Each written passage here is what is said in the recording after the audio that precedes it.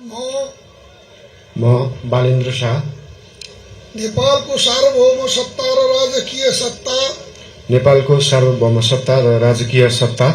नेपाली जनतामा निहित रहेको नेपाली जनतामा निहित रहेको नेपालको संविधान प्रति पूर्ण वफादार रही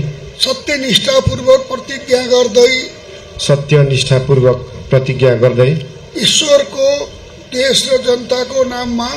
ईश्वर देश र जनताको नाममा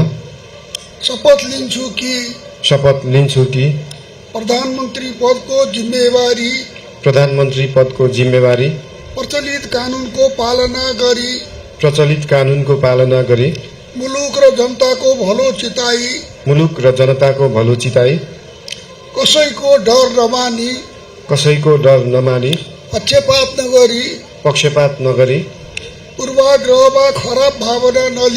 पूर्वाग्रह वा खराब भावना नलिई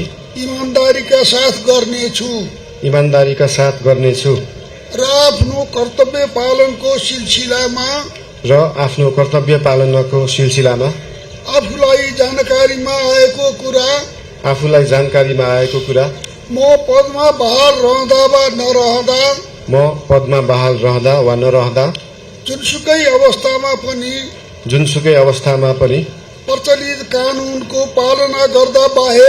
प्रचलित कानूनको पालना गर्दा बाहेक